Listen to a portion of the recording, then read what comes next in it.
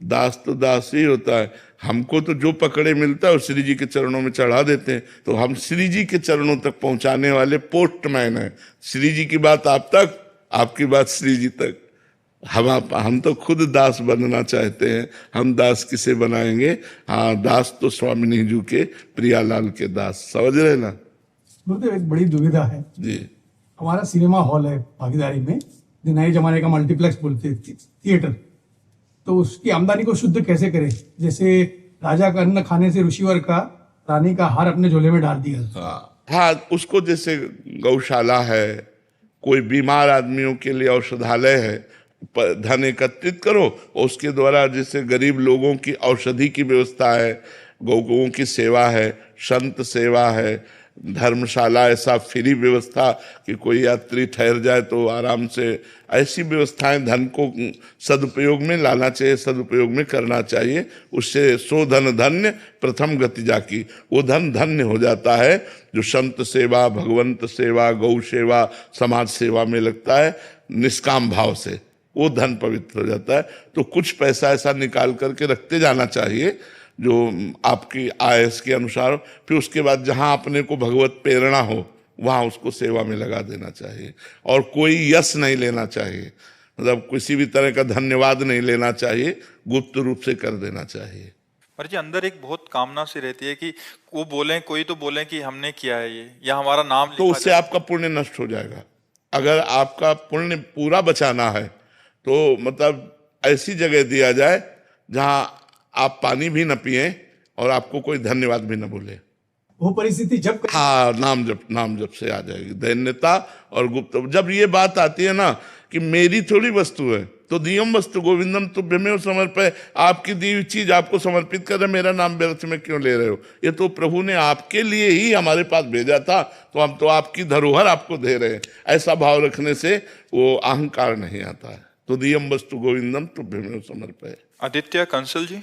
राधे राधे गुरुदेव। राधे राधे महाराज जी। महाराज जी, जब भी मैं तर्क वितर्क करता हूं तो मुझे सही में गलत और गलत में सही दिखाई देने लगता है। सही और गलत का अंतर सूक्ष्म हो जाता है।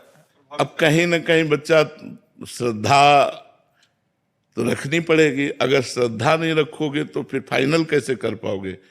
आपकी बुद्धि तर्क वितर्क में लगे तो अपने गुरुजनों पर, संतों पर हम श्रद्धा रखें और अपना तर्क वहां रखें, और वो जो बोल दें तो उसको माने हम। बिना श्रद्धा के तो ज्ञान भी प्राप्त नहीं होता। श्रद्धावान लभते ज्ञानम तत्परासहितेन्द्रिया ज्ञानम लब्ध्वा परम शांति मचरेणाधिगच्छति। तो श्रद्धा हमारे परमार्थ की भूमिका है, नींव है। अगर श्रद्धा नहीं रखोगे, केवल तर्क वितर्क, तो फिर तो बात बिगड़ी जाएगी बच्चा। श्रद्धा, प्रथम हृदय श्रद्धा जो करे।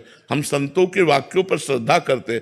मान लो मेरा मन स्वीकार नहीं कर रहा किसी बात को, लेकिन कोई संत कह रहा तो मुझे बात मान लेने की, नहीं संत वाक्य मुझे इस पर, ये मेरी श्रद्धा का विषय है, ये तर्क का विषय नहीं। संत वाक्य तर्क का विषय नहीं है, गुरु उपदेश, गुरु वाक्य तर्क का विषय नहीं, ये श्रद्धा का विषय है। श्रद्धा विश्वास बिना तो भगवत मार्ग फिर भवानी शंकरो वंदे श्रद्धा विश्वास रूपिणो याभ्याम बिना पश्चंत सिद्धा स्वंता स्तमीश्वरम। तो कहीं तो श्रद्धा विश्वास करना पड़ेगा, तभी तो अपने तर्क पर हम विजय प्राप्त करेंगे।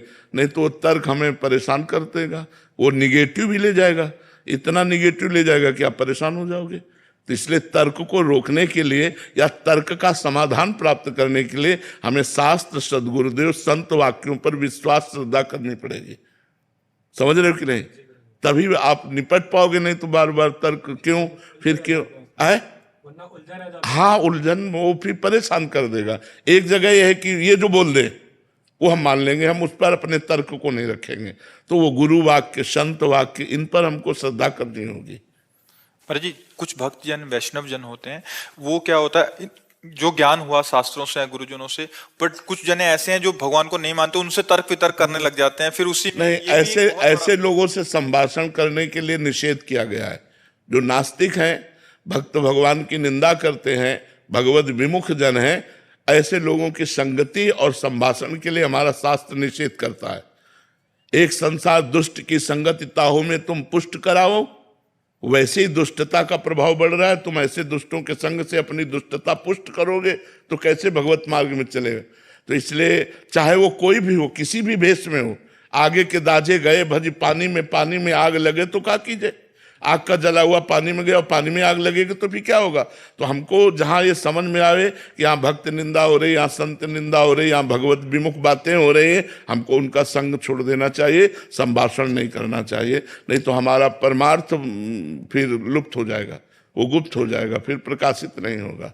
ऐसे लोगों की संगति, जाके प्रिय न राम वैदेही तजिए ताहि कोटि बैरी सम यद्यपि परम स्नेही।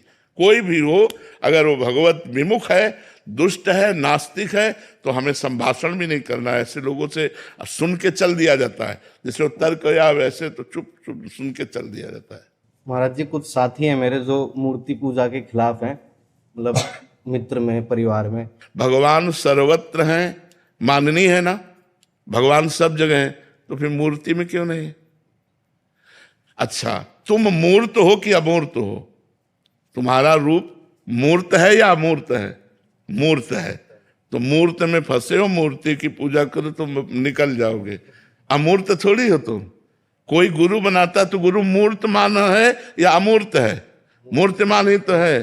तो गुरु को माला पहनाई तो मूर्ति की पूजा की कि नहीं की? थोड़ा मन विचलित हो जाता है ऐसा। ऐसे लोगों से हमें मतलब क्या रखना है? भगवान मूर्तिमान है, श्री विग्रह में बच्चा, ये हम अपना अनुभव कहते हैं। जैसे हम तुमसे बात कर रहे हैं, अब वो कभी कभी आवेश में आके बोलना पड़, ऐसे हम भगवान से बात किए। हमारे जो ठाकुर जी हैं, जो मूर्त रूप में ऐसे बात किए, सेकंड में उत्तर, सेकंड में उत्तर, सेकंड मतलब पूरा होते होते उत्तर पूरा। ऐसे बात मतलब ये थोड़ी कि केवल मूर्ति अकेले हैं, ऐसे नहीं, ऐसा नहीं समझना चाहिए कि ठाकुर जी केवल मूर्ति है, ऐसे नहीं। हमारे राधा पीजू महाराज हैं हमारे पर्सनल ठाकुर, अपने अपने पर्सनल ठाकुर होते ना। कभी कभी उनसे हम ऐसे जैसे मित्र से बात करते हैं, ऐसे बात करते हैं। वो ऐसे उत्तर मूर्त नहीं है, वो साक्षात है, साक्षात बात करते हैं। पर इतनी क्षमता हो तभी तो बात बनेगी। अब तुम पत्थर का मानोगे, धातु का मानोगे तो वैसे बैठे रहेंगे, अगर साक्षात वालोगे तो आपके साथ खेलेंगे। तो हमारी भावना देखो, देखो स्वामी जी महाराज से बिहारी जी बात करते थे, आपसे कहां से बात कर लेंगे?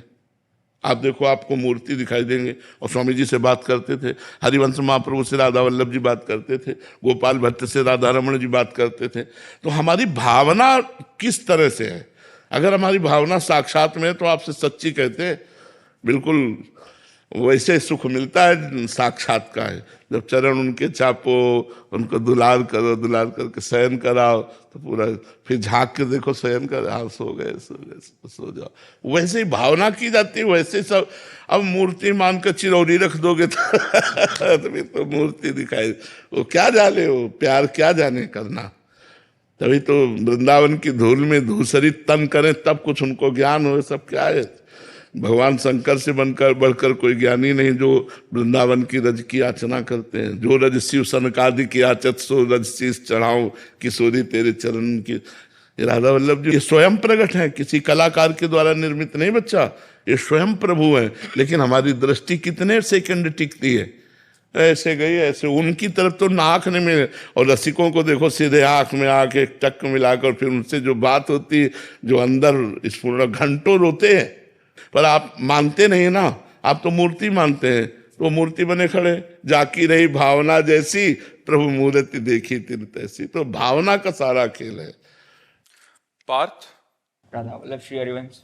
श्री हरिवंश महाराज जी, महाराज जी गीता जी के 12वें अध्याय में भक्ति योग में अद्वेष्टा सर्वभूतानां मैत्र करुण एवच निर्ममो निरहंकारा सम दुख सुख समी। महाराज जी इसमें इस श्लोक में बताए गए लक्षण कब प्राप्त होते हैं महाराज जी? इसके लिए साधु को कैसे प्रयासरत रहना चाहिए? देखो, सबसे पहले संत समागम हम अधिक से अधिक करें, शास्त्रों का स्वाध्याय करें और भगवान नाम जप करें। इन 3 कार्यों की पूर्ति के लिए पवित्र भोजन करें। पवित्र भोजन के साथ हमारी इंद्रियों का विलास पवित्र हो। जब हम निरंतर नाम जप करते हैं, हमारी इंद्रियां धीरे धीरे निर्विषय होती हैं। तो पवित्र इंद्रियां, पवित्र मन, पवित्र विचार, तब अद्वेष्टा सर्वभूतानां मैत्रः करुण एव च निर्ममो निरहंकारा सम दुखा सुखा क्षमी। वो किसी भी जीव में न दोष दर्शन करता है न द्वेष बुद्धि करता है, सब में भगवान को देखता है। उमा जे राम चरण रत विगत काम मद को हो, निज प्रभु में देखें जगत कैसन करें विरोध। वो सब में अपने प्रभु को देखता है। अद्वेष्टा, वो दोष दर्शन रहित, द्वेष भाव रहित। मैत्रः करुण एव च, वो सबसे मित्रता का व्यवहार करता है, पर निर्मम, ये कला है। मित्रता का व्यवहार करते हुए भी ममता रहित। वो करुणा करता है सब पर, लेकिन करुणा का भाव रहने पर भी निरहंकारा। निर्ममो निरहंकारा, ये मैत्रः करुण एव के नीचे। मैत्रः निर्ममो, करुणा निरहंकारा। दया का भाव हो लेकिन अहंकार ना हो कि मैं इन पर दया कर रहा हूं। मित्रता का भाव हो पर कहीं ममता ना हो। अद्वेष्टा सर्वभूतानां मैत्रः करुण एव च निर्ममो निरहंकारा सम दुखा सुखा क्षमी। सुख और दुख में समान भाव रखने वाला क्षमावान पुरुष भगवान कह रहे मुझे बहुत प्रिय है, वो मेरा भक्त है। लेकिन ये तभी स्थिति आएगी जब हमारा नाम जप होगा, साधु समागम होगा, शास्त्र स्वाध्याय होगा, पवित्र भोजन होगा और इंद्रियों को पवित्र रखेंगे, जितेंद्रियता। तब हमारे अंदर भगवत भाव, ऐसे दिव्य विचार आएंगे। और ये दीर्घ काल, सातु दीर्घ काल निरंतर सत्कार सेवितो दृढ़ भूमि, ये 2-4 महीने में नहीं आ जाएगा। सातु दीर्घ काल निरंतर सत्कार सेवितो दृढ़ भूमि, निरंतर नाम जप, सब में भगवत भावना, बहुत काल तक, तब हृदय में दृढ़ भूमि हो जाती है कि वास्तवता सिय राम में सब जग जानी, सब जगह मेरे भगवान विराजमान है। तो ये सब दोष दर्शन आदि सब नष्ट हो जाता है। रामेश्वर बापू जी, गुजरात। राधे राधे महाराज जी। महाराज जी, राधा रानी को प्रेम स्वरूपा क्यों कहा जाता है? राधा रानी क्योंकि वो प्रेम है। श्री कृष्ण के हृदय का जो प्रेम है, वो जब रूप धारण किया तो राधा रानी के रूप में, वो सांद्रानंद घन प्रेम मूर्ति किशोरी। जो सांद्रानंद घन रसघन मोहन मूर्तिम विचित्र के महोत्सवोल्लसितम लालजू महाराज हैं, तो उनका हृदय प्रेम समुद्र है। प्रीतिरु मूर्तिमती रस सिंधो सार संपदि विमला वैदग्धी नाम हृदयम काचन वृंदावनाधिकारिणी जयति। वो लालजू के हृदय के प्रेम समुद्र का सार रूप जब धारण हुआ तो राधा रूप हुआ। अपने प्रेम का रसास्वादन करने के लिए लालजू ही राधा रूप में है, उनका प्रेम ही मूर्तिमान राधा रूप में है। वो जो राधा चरण में महावर लगाते हैं, जो राधा चरण की आराधना करते हैं, जो वेणी गूंथते हैं, जो प्रियाजू की दृष्टि में दृष्टि मिला करके जीवन यापन करते हैं, आनंद सिंधु समुद्र प्रभु को किस आनंद की जरूरत है? लेकिन अपने ही आनंद का रसास्वादन करने के लिए 2 रूप में, कृष्ण और राधा के रूप में है। जब राधा रूप से रसास्वादन करते हैं तो श्री कृष्ण रूप माधुरी, श्री कृष्ण लीला माधुरी, श्री कृष्ण गुण माधुरी, श्री कृष्ण अधरामृत, इसका पान करते हैं। और जब श्री कृष्ण रूप से रसास्वादन करते हैं तो राधा रूप दर्शन, प्यारी जू जब जब देखो तेरो मुख तब तब नयो नयो लागत, ऐसो भ्रम होत देखो न कब हो रही। कौन बोल रहे हैं? कोटि कोटि कंदर्प मदहारी, मुनिमन मोहन, स्वमन मन मोहन, विश्व मन मोहन, वो कह रहे हैं प्यारी जी जब जब देखो तेरो मुख तब तब नयो नयो लागत, ऐसो भ्रम होत देखो न कब हो दी, दुत्य को दुत्य लेखनी न कागज। ऐसा आपका रूप है। अनसन पर भुज दिए बिलोकत, इंदु बदन बिबियोर, करत पान रस मत, परस्पर लोचन त्रसित चकोर। करत पान रस मत और परस्पर लोचन त्रसित चकोर। ये भगवत रसिक रसिक की बातें, रसिक बिना को समझ सकेदा। अरवरात मिलबे को निस दिन, निस्दिन मिले ही रहत, मनो कबहू मिले ना। भगवत रसिक रसिक की बातें रसिक बिना को समझ सके ना। तो प्यारे जू अपने प्यार का रसास्वादन करने के लिए लाडली जू के रूप में है। रस घन मूर्ति जो प्रभु है वही प्रियाजू है, वही लालजू है। दो कहने को तन है, एक मन एक रूप। आंतरिक जो प्रीति रूप है, आसक्ति रूप, दोनों का समान है। लाल मरकत मन छबीलो तुम जो कंचन गात, बनी सिहित हरिवंश जोरी उभय गुणगन मात। कोई कम नहीं है। नागरी नौ किशोर मिथुन मनस चोर, दो चकोर दो चंदा, दो चकोर दो चंदा। जब वो चकोरी होकर उनके रूप का पान करे तो वो चकोर होकर, राधे तो मुख चंद्र चकोर ये नैना, प्रिया बदन छवि चंद्र मनो प्रीतम नयन चकोर। तो किशोरी जो साक्षात प्रेम मूर्ति है, इसीलिए किशोरी जू के बिना कोई श्री कृष्ण रस का रसास्वादन संपूर्णतया नहीं कर सकता। जैसे पूर्णिमा के बिना पूर्ण चंद्र का अवगाहन नहीं हो सकता, ऐसे राधा दास से मपास्या प्रेततो गोविंद संगासया। कोई राधा चरणारविंद की आराधना छोड़ करके और गोविंद की आराधना करके गोविंद को पूर्ण रूप से रसास्वादन में लाना चाहे संभव। बिना राधा कृपा कटाक्ष के कोई श्री कृष्ण प्रेम का रसास्वादन कर ही नहीं सकता, क्योंकि श्री कृष्ण का प्रेम का मूर्तिमान स्वरूप राधा जी है, किशोरी जो है। गोपियों में जो राधा चरणारविंद का प्रभाव पड़ा तो गोपी प्रेम की ध्वजा हो गई। यत पाद पद्म नख चंद्रमणि छटाया विस्फुजितम किमपि गोप वधु स्वदर्शी, पूर्णानुराग रस सागर सार मूर्ति साराधिका मई कदापि कृपाम करो तू। अब लालजू का ऐसा रूप है कि बड़े बड़े मुनिजन जिनकी चरण रज की वंदना करते हैं वो गोपीजन विथकित है, वो गोपीजन प्रेम विह्वल है लालजू के रूप में, और वो लालजू लाडलीजू के रूप में प्रेम विथकित है। रोम रोम जो रसना होती तो तेरो रूप न बखानो जान, स्वामी हरदास जी कहते हैं। श्रीहित ध्रुवदास जी कहते हैं कोटि कोटि रसना जो रोम रोम प्रति होए, प्यारी जू के रूप को न बखान कहो जाता है। अति अगाध सिंधु पार नहीं पावे को, थोड़ी बुद्धि सीप मांझ कैसे के समात है। हमारी बुद्धि सीप है और प्रियाजू का रूप समुद्र है, भला सीप में समुद्र कैसे समा सकता है। और ये रूप पाछे न होती अब हूं आगे हूं न होए है, ये गति अद्भुत रूप की और है। ये कौन बात जो अब ही और अब ही और अब ही और है। बस ये जो प्रेम प्रतिक्षण वर्धमान, जैसे ऐसे प्यारी जू का रूप प्रतिक्षण वर्धमान, इसी का रसास्वादन करने के लिए नवनिकुंज बिहारी श्री लालजू अधीन है। जाके अधीन सदाई सांवरो या ब्रज को शिरताज, हमारे माई श्यामाजू को राज।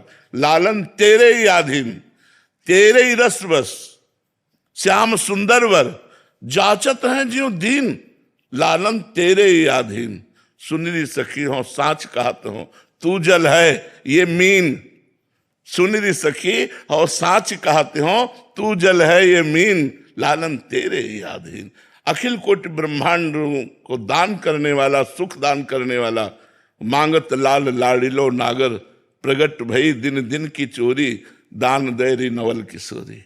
मांगत लाल, जिस दरबार में खड़े होकर के लालजू याचना करते हैं सेवा सुख की, वो है हमारी महारानी जी का दरबार। महारानी जो है लालजू के हृदय का आनंद, लालजू के हृदय का आह्लाद। लालजू का हृदय जब मूर्तिमान रूप धारण किया तो राधा किशोरी रूप हुआ। दो नहीं है, एक रुचि, एक स्वभाव, एक वय, एक प्राण, दो तन। केवल कहवे को दो तन, एक मन, एक रुचि, एक स्वभाव, एक वय, एक प्राण। दो तन में एक प्राण चलते हैं। राधा और कृष्ण के एक प्राण है, एक मन है, एक रुचि है, एक स्वभाव है, एक वय है। कहाँ तक उनका वर्णन करे, वो ही वो है और वो ही वो है। देवाशीष जी, हर हर महादेव। महाराज जी आपके चरणों में कोटि कोटि प्रणाम। महाराज जी आपके श्रीमुख से गीता जी का ये श्लोक सुना था कि इंद्रिया नाम मनश्चास्मि, ये श्री कृष्ण होने पर भी इतनी चंचल और अस्थिर इसके दो रूप है। इंद्रियाणाम मनस्य, इंद्रियों में मैं मन हूं, मन के दो रूप है, एक असत संकल्प और एक सत संकल्प। असत संकल्प वाले को कहा गया दुष्ट मन और सत संकल्प को कहा गया भगवत स्वरूप।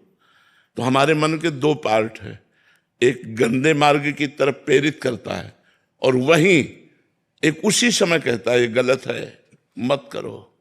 उस जो गलत कह रहा है वो भगवत स्वरूप है, उसकी बात मानो और अपने पार्ट को, गंदे पार्ट वाले मन को पूरा पवित्र करो। मन के जैसे बुद्धि के दो पार्ट हैं, कुमति एक सुमति। सुमति कुमति सबके उर रहे, नाथ पुराण निगमस कहे। जहां सुमति तहां संपत्ति नाना और जहां कुमति तहां विपत्ति निधाना। तो ऐसे ही कुमन और सुमन है।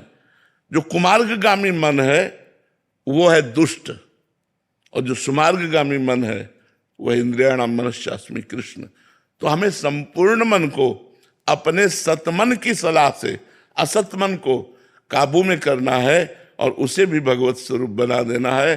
तो जहां मन कृष्णाकार हुआ वहीं भगवत प्राप्ति हो जाती है। आप समझ पा रहे हो? हार्दिक पटेल जी।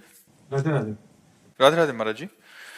महाराज जी, मैं एक बैंक में ब्रांच मैनेजर के रूप में कार्यरत हूँ। आप अपने सभी कर्मों को मैं राधा रानी को समर्पित करता हूँ, जो भी करता हूँ उनके चरणों में अर्पित भाव से रहता हूँ। महाराज जी, ये आप कह रहे हैं कि आपको आपके अधीनस्थ जो कर्मचारी हैं उनके प्रमोशन या पगार की बढ़ोतरी के लिए या अन्य सुविधाओं के लिए हो सकता है कि दूसरे ब्रांच से या ऊपर लड़ना भी पड़ता है। महाराज जी, फिर कभी कभी लगता है कि सच्चे समर्पण में क्या लड़ना भी सेवा भाव है या छोड़ देना चाहिए सब प्यारी जो नहीं, अपने अनुयायियों का पोषण करने के लिए यदि हम अपने बड़े अधिकारियों से अपनी हठ रखनी पड़े तो रखना चाहिए, क्योंकि उसमें बहुतों का हित होता है। केवल अपना हित हो तो आप छोड़ सकते हो, लेकिन बहुतों का हित होता है, इसलिए करना ही चाहिए। इसमें कोई निषेध नहीं है, अवश्य करना चाहिए। अपने जो अनुयायी जन हैं, अपने जो नीचे जन हैं, उनको सुख प्राप्त करने के लिए, उनका भी परिवार है, उनकी भी फीस बढ़नी चाहिए। अगर इसके लिए आप ऐसा करते हैं तो कोई निषेध नहीं है। नाम जप करते हैं आप ऐसा कर सकते हैं। सुनील कुमार जी, लंदन से। राधे राधे। राधे राधे महाराज जी। महाराज जी, मेरा प्रश्न है कि चेतना वास्तव में क्या है? क्या ये जन्म से हमारे भीतर विद्यमान रहती है या साधना और गुरु कृपा से जागृत होती है? संपूर्ण ब्रह्म आपके अंदर विराजमान है। संपूर्ण ब्रह्म, चेतना तो उसका एक अंश है। संपूर्ण ब्रह्म तिजोरी में बंद है। सतोगुण रजोगुण तमोगुण की तिजोरी है, चाबी गुरु के पास है। गुरु से चाबी मिल जाए, तीन गुणों का पर्दा हटे तो तत्त्वम असि, तुम वही हो, कोई और नहीं है। वासुदेवा सर्वमिति, सब जगह भगवान विराजमान है। वासना वासुदेवस्य वासितम भुवनत्रयम् सर्वभूत निवासोस्मि वासुदेव नमोस्तुते। सर्वभूत निवासोस्मि, वो स्वयं विराजमान है, वो स्वयं परमात्मा विराजमान है। लेकिन हम अपने परमात्मा स्वरूप को भूलकर देह का अभिमान करके कुछ सत्कर्म कर लिए और कुछ असत्कर्म कर लिए, शुभ अशुभ, उसी से सुख और दुख के थपेड़ों में जन्म जन्मांतरों से भटक रहे हैं। अब अगर हम भजन कर लें तो हमारी बात बन जाए। हमारी शुभ अशुभ कर्मों से बात नहीं बनेगी, भजन से बात बनेगी। शुभ कर्म का परिणाम सुख होता है सांसारिक, और अशुभ कर्म का परिणाम सांसारिक दुख होता है। सुख दुख समय कृत्वा लाभा लाभौ जया जयो। जो सुख दुख में समान भाव रखकर भगवान का भजन करता है वो माया मुक्त हो जाता है, अपने स्वरूप को प्राप्त हो जाता है।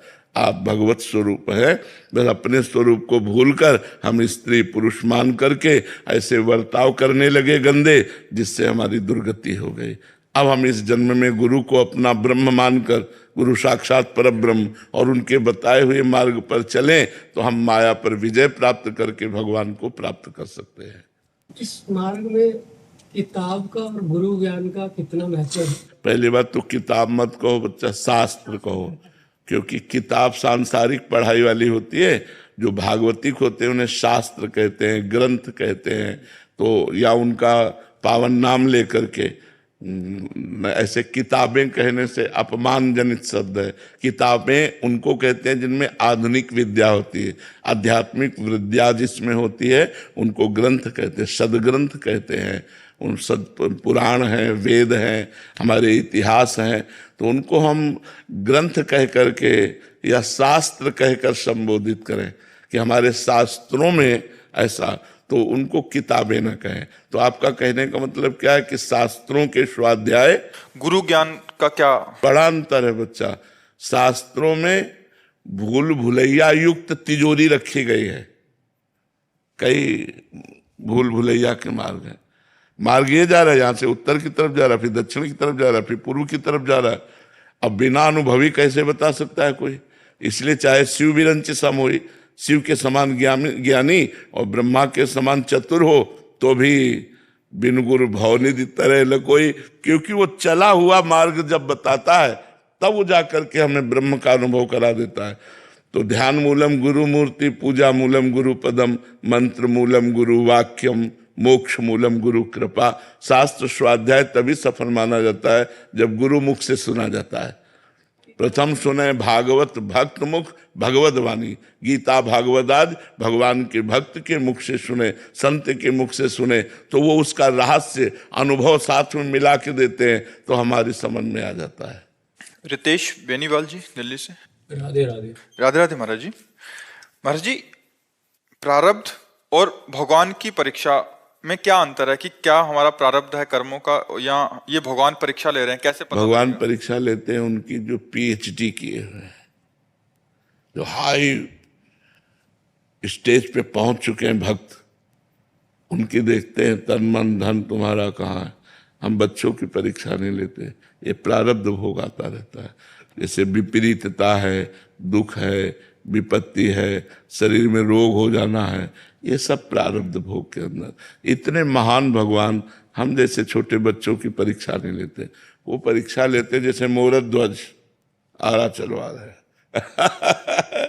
या तो चींटी काटे तो परेशानी हो जाए। साधु वेश में गए थे, कोई कृष्ण रूप में थोड़ी गए थे, साधु वेश में गए थे। सिंह अर्जुन को बनाया था और कहा हमारा सिंह भूखा है, बोले मांस ला के दे देते हैं, क्योंकि अतिथि देवो भव, भूखे तो नहीं जाने देंगे। तो उनका नहीं, सिंह और कोई मांस नहीं खाएगा, तुम्हारे पुत्र का खाएगा, और वो तुम्हें चीरना होगा, आरे से चीरना होगा।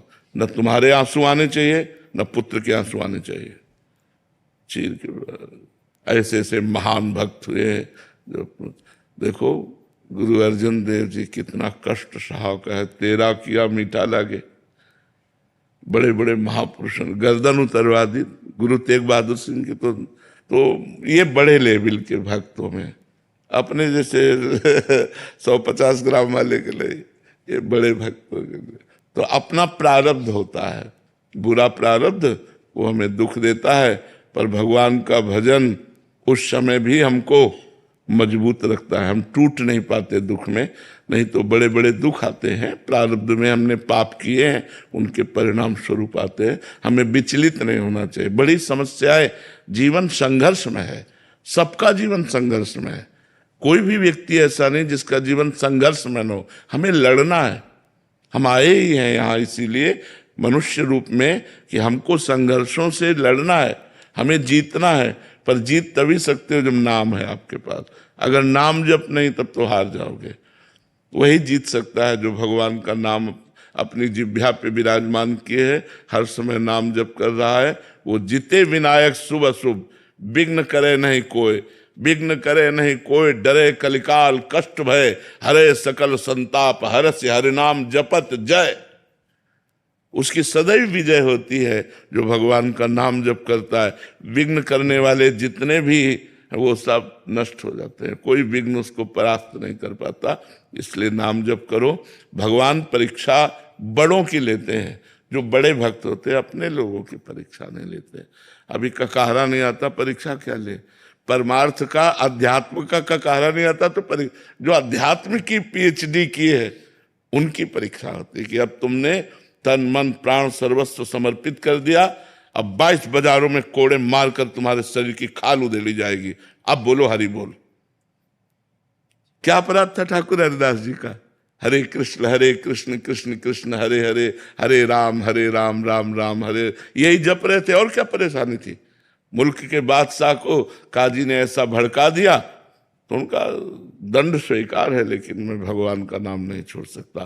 तो दंड निर्धारित किया गया, 22 बाजारों में मार कोड़े, बेंत मार मार करके उनकी चमड़ी उधेल दी गई, मरा मानकर गंगा जी में फेंक दिया।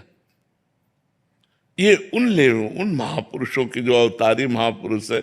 हम लोगों के तो कहाँ परीक्षा तो उन बड़े महापुरुषों की होती है। लेकिन परीक्षा भी जिसकी ली जाती है उसकी आध्यात्मिक उन्नति होती है। जैसे कक्षा 4 की परीक्षा हुई तो 5 में पहुंच गए, 5 की परीक्षा हुई तो 6 में।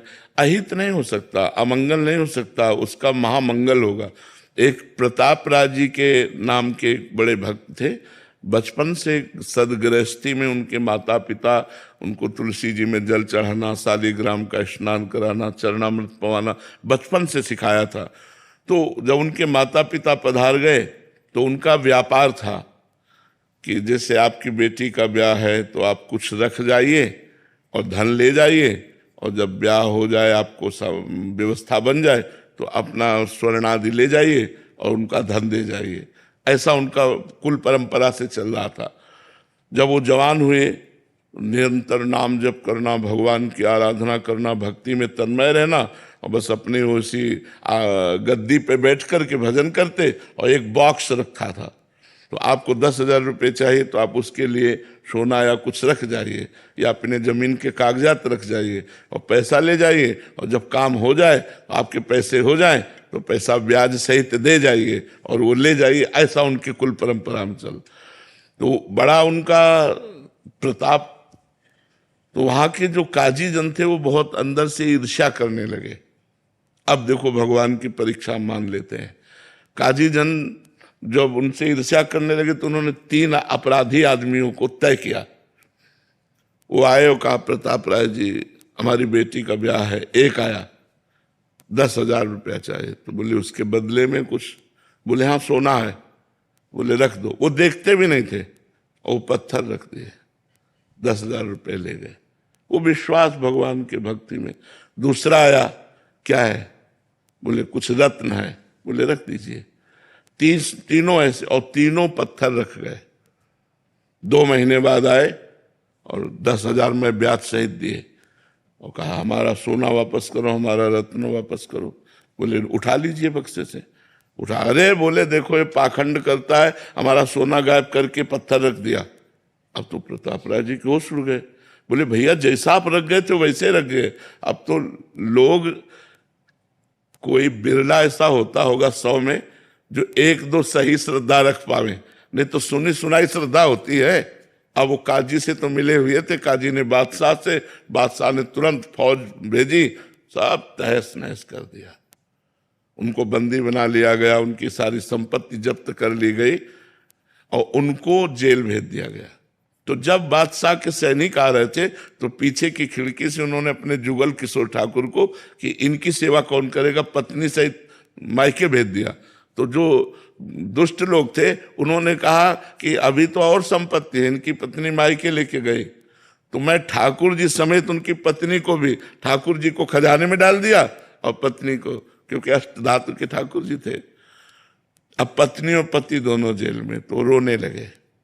कहा भगवान मैं इसलिए नहीं रो रहा कि मेरी कोई गलती नहीं थी, मैं इसलिए नहीं रो रहा। अच्छा है आप जैसा विधान करें, लेकिन प्रभु आपको खजाने में डाल दिया गया। हम सुबह से लेकर शाम तक आपकी सेवा करते थे, मंगला भोग, राजभोग, उत्थापन, शयन भोग। प्रभु मुझे जिया नहीं जा रहा आपकी सेवा के। और चिल्ला चिल्ला के रोने लगे। उसी समय प्रिया प्रीतम प्रकट हो गए। उसी समय जेल में प्रिया प्रीतम प्रकट होकर उनको, ये भक्तमाल जी में है, दर्शन दिए। और बस अब वो तो बदलने का सारा खेल होता है। तुरंत काजी की बुद्धि बदली। अब काजी चरणों में आके गिरा कि आप बेईमान नहीं थे, हमने सब कुछ करवाया था, क्षमा कीजिए। बादशाह से कहा, उनका यश कीर्ति पुनः हुई, सब संपत्ति वापस हुई, ठाकुर जी के साक्षात्कार हो गए। तो ये कभी कभी बड़े भक्तों में भगवान ऐसी परीक्षा करते, कोई अपराध ना होने पर भी ऐसा आपराधिक षड्यंत्र रच जाता है कि लगता है सही है यार, कई तरह के ऐसे भगवान की लीलाएं होती, वो बड़े भक्तों में होते, अपने छोटे भक्तों में नहीं होते। अपने लोगों को करे तो भक्ति ही खत्म हो जाए। तो ये बड़े भक्तों की बात होती है। आर्यन ग्रोवर जी, जयपुर। महाराज जी, कोई कहता है कि जीवन में भगवान का एक दिव्य मंदिर बना दिया जाए तो जीवन सफल हो जाएगा। कोई कहता है गौशाला का निर्माण, कोई कहता है धर्मशाला बना दो साधु संतों के लिए। महाराज जी, आप मार्गदर्शन करें, धर्म हेतु किए जाने वाला सबसे बड़ा कार्य क्या है? नाम जप। नाम जप सबसे बड़ा कार्य। आप पूछ रहे हो ना, तो नाम बारी मथे घृत होए बरु, सिकता ते बरु तेल, और बिनु हरि भजन न भवतरी, या सिद्धांत अपेल। विनिश्चितम बदामि तेन अन्यथा वचांस में, हरिम भजन ते नरा भवसागर तरंति थे। अगर नाम जप नहीं है तो तुम मंदिर बना लो, तुम दान पुण्य कर लो, फिर तुम्हारा जन्म होगा, 1 करोड़ का मंदिर बनाओगे, 50 करोड़ की व्यवस्था कर देगा ठाकुर, लेकिन ठाकुर मिलने वाला नहीं। अगर भव समुद्र से पार होना है तो नाम जप करो, और आपके पास यदि 4 रोटी हैं, 2 तुम पाओ, 2 दूसरों को पवा दो, और वो ये मान के कि ये उन्हीं की थी। तो दियम वस्तु गोविंदम तो बेमेव समर्पय। महाराज नृग ने जितना दान किया होगा, शायद किसी राजा ने दान किया हो। स्वयं महाराज ने द्वारिकाधीश से कहते हैं, जब दानियों में चर्चा चलेगी तो मेरा नाम जरूर आएगा। महाराज नृग, और जानते हो क्या बने थे? कुआं का गिरगिट बन करके पड़े हुए थे द्वारिका में, भागवत में पढ़ लेना। जरा से अपराध में पुण्य क्षय होकर के दुर्गति हो जाती है। और नाम जापक जीवन भर वैश्यागमन किया, और अंतिम समय पुत्र के बहाने नारायण बुलाया, तो नारायण नाम से परम पद को प्राप्त हुआ। तो हमारी बात, जहां तुम प्रश्न कर रहे हो, यहाँ शुद्ध शास्त्र अध्यात्म इष्टापूर्त कहते हैं इसे, जिसे आपने कहा। इसे हमारे शास्त्रों में कुआं खोदना, बावली बनवाना, प्याऊ लगवाना, सरोवर बनवाना, औषधालय बनवाना, गौशाला, विविध ये इष्टापूर्ति के अंतर्गत आते हैं। ये सब करो, लेकिन साथ में नाम जप। अगर नाम जप नहीं तो ये पुण्य कार्य हैं, इनके बल से आप स्वर्ग आदि लोक जा सकते हैं, वहां के सुख भोग कर पुनः पुण्य छीने मृत्यु लोके विशंति। भगवान की प्राप्ति भगवान के स्मरण से होती है। तो मंदिर बनवाना पुण्य का कार्य है, भगवत कार्य है, लेकिन बिना भजन के भगवान की प्राप्ति नहीं होगी। आप फिर आओगे, बहुत बढ़िया महल तुम्हें मिलेगा और 50 करोड़ रुपया मिलेंगे, क्योंकि आपने मंदिर बनवाया, लेकिन भगवान नहीं मिलेंगे। मिले ही न रघुपति बिनु अनुरागा, किए कोटि जप जोग विरागा। बिना भगवान प्रेम के नहीं मिलते। हरि व्यापक सर्वत्र समाना, प्रेम ते प्रगट होए मैं जाना। ये पक्की बात समझ। और प्रेम प्रकट होता है भजन से, और प्रेम से भगवान प्रकट होते हैं। भगवान की प्राप्ति ही जीवन का परम लक्ष्य है। इसलिए जो करो, तुम्हारे पास भगवान ने रुपया दिया है, मंदिर बनवाओ, औषधालय बनवाओ, गौशाला खोलो, नाम जप करते हुए, भगवान का चिंतन करते हुए, और ये मानकर कि भगवान की दी हुई वस्तु भगवान को दे रहे हैं, मेरा उसमें कोई हक नहीं, ये तो भगवान की वस्तु। तो इससे भगवत प्राप्ति हो जाए। केवल पुण्य करेंगे तो क्या होगा?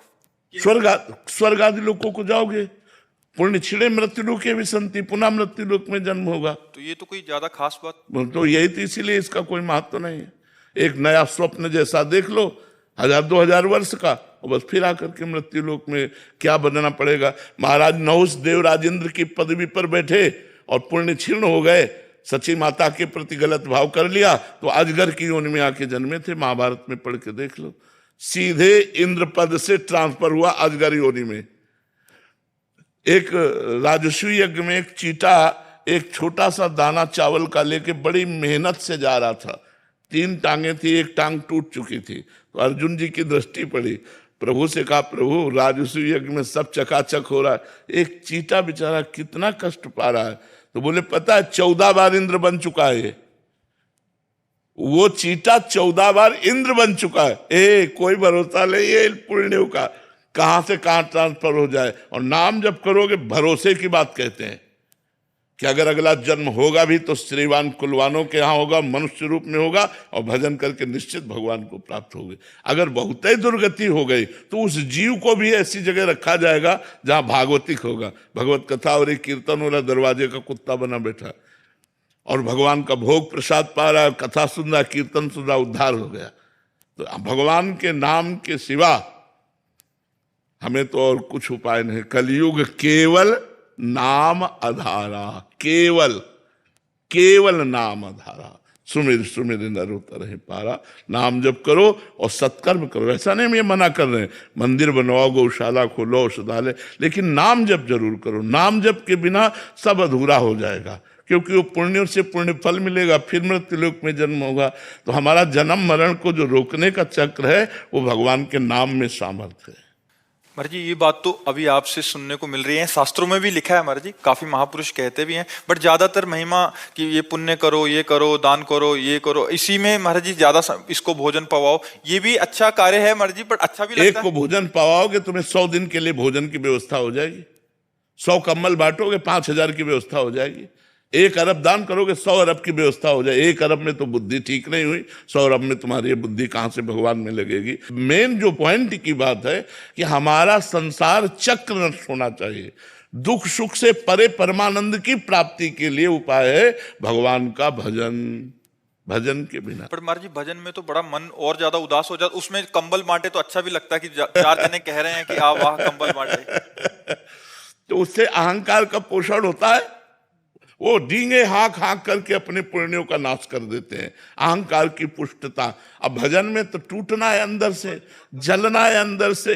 देखो भजन करके अभी जलाना शुरू कर देगा भजन, तो इसीलिए भजन सबसे होता नहीं, तो इसीलिए आवागमन नहीं रुकता।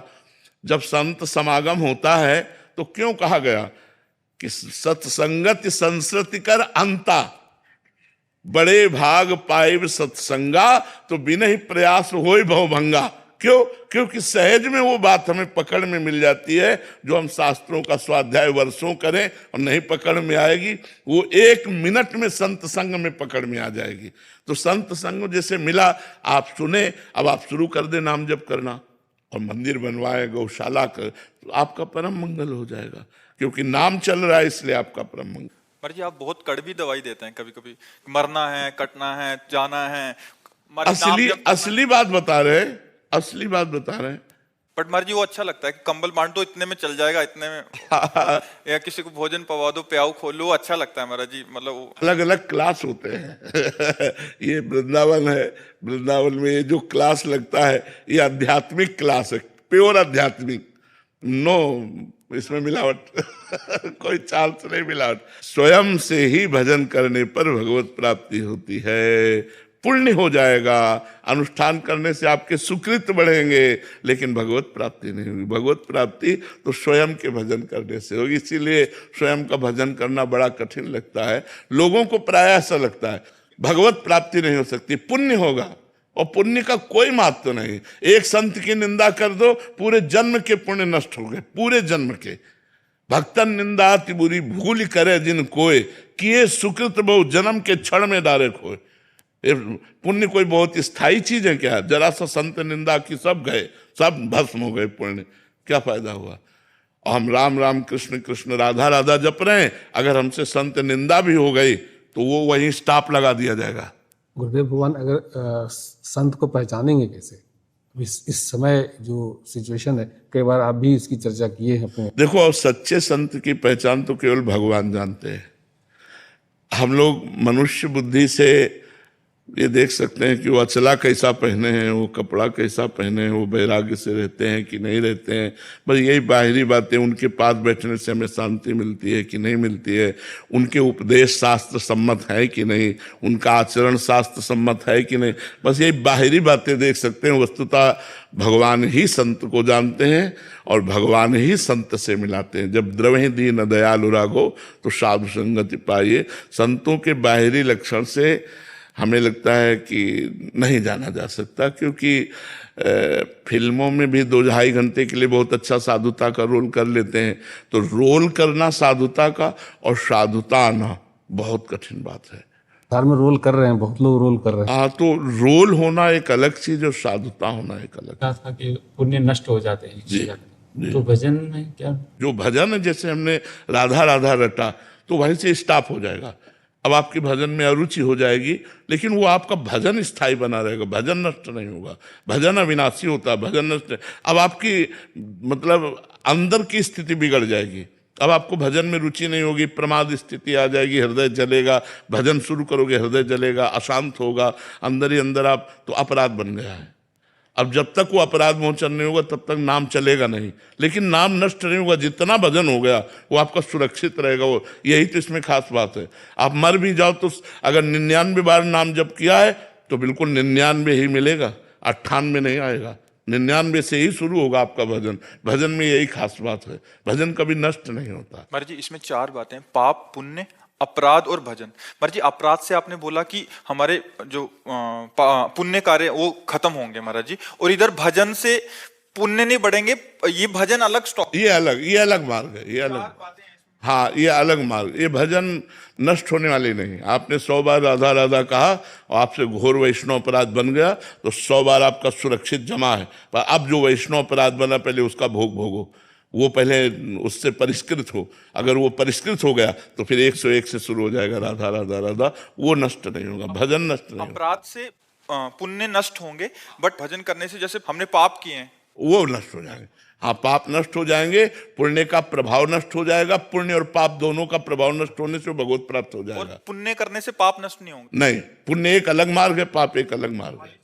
हाँ पुण्य एक अलग मार्ग है, पाप एक अलग मार्ग है, लेकिन भजन करने से पाप अपने आप नष्ट हो जाएगा और पुण्य का समन हो जाएगा, पुण्य का समन हो जाएगा और वो भगवत प्राप्त हो जाएगा। भजन एक अलौकिक चीज है, भजन के बिना तो जीवन ही व्यर्थ है। इसीलिए सबसे प्रार्थना करते हैं कि चाहे 24 घंटा में 24 मिनट ही सही राधा राधा दीजिए, समय दीजिए, भजन में समय दीजिए। और इसीलिए मतलब लोगों का परिवर्तन भी हो रहा है, जो लोगों का परिवर्तन हो रहा है वो इसी नाम के प्रभाव से हो रहा है। अगर पुण्य की बात की जाए तो पुण्य का कोई खास महत्व नहीं। बड़े बड़े पुण्यात्माओं की दुर्गति होते देखा गया और बड़े बड़े दुर्गति को प्राप्त जनों को नाम के द्वारा सदगति होते देखा गया।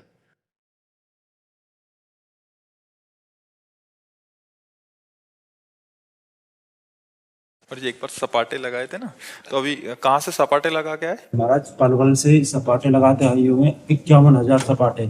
अच्छा। और 9 विश्व रिकॉर्ड बनाए महाराज, और गौ माता को, संतों को और सभी को समर्पित महाराज को। 6 दिन में यात्रा महाराज वो हुई है, कंप्लीट हुई है। और नशा मुक्त भारत और गौ माता को राष्ट्रीय माता और ब्रह्मचर्य चरित्र निर्माण, ये हमारा उद्देश्य है महाराज। बहुत सुंदर, बहुत सुंदर। ये London book of world record की तरफ से हम आपको ये सपाटी और इसके लिए हम लंदन बुक की तरफ से सम्मानित करना चाहते हैं। तो इसीलिए हम लोग सब विनती करते हैं कि हमारा वो रिकॉर्ड का अगर आपके यहाँ पे समर्पित हो जाए तो अच्छा रहेगा। जो ने सर्टिफिकेट मिला वो महाराज जी आपको अर्पित करना चाहता हूँ। हम फिर उनको अर्पित कर देंगे। आपसे बहुत मुझे प्रेरणा प्राप्त हुई और जब मैंने शुरू में दर्शन किया आपके तो सपाटे दंड बैठकों के माध्यम से प्रयागराज महाकुंभ में अपने अलवर चूड़ला आश्रम से और प्रयागराज महाकुंभ में महाराज जी आपकी दया से 2,51,000 सपाटे दंड बैठक लगाकर ब्रह्मचर्य चरित्र में, गौ माता के दूध में, गौमूत्र में कितनी शक्ति है ये दिखाया।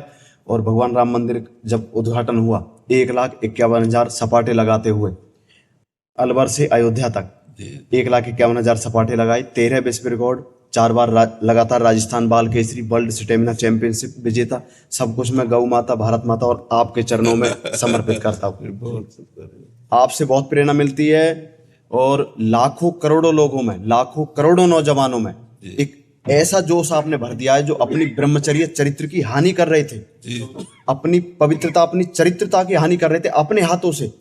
आज वो अच्छे रास्ते पर चल रही है। आपके प्रवचनों से उन लोगों में जान फूंक दी आपने जो लोग मृत्यु पर सो रहे थे, उन नौजवानों में, और अति प्रसन्नता होती है। और मैं चैलेंज के साथ महाराज जी ये हाथ उठाकर कहता हूं, प्रेमानंद महाराज जी आम इंसान नहीं हो सकते, वो परमात्मा के भेजे हुए, उनके सच्चे है और स्वयं भगवान का रूप है। जाकी रही भावना जैसी, प्रभु मूरत देखी तन तैसी। जो इंसान जिस नजरों से देखता है उसको उसमें ही दर्शन मिलेंगे। आप हमारे लिए स्वयं जीते जागते भगवान है। आप हमारे सामने हो और हमें बल मिल रहा है, और संतों के बिना ये पृथ्वी, भारत देश अधूरा है। और सपाटे लगाते हुए, सपाटे का भी यही उद्देश्य था हमारा कि संतों के दर्शन करें। और सबसे पहले हमने आपसे शुरुआत करी है क्योंकि आप हमारे गुरु, माता पिता, आचार्य, सब कुछ हो। आपके चरणों में मैं अपने विश्व रिकॉर्ड समर्पित करता हूँ।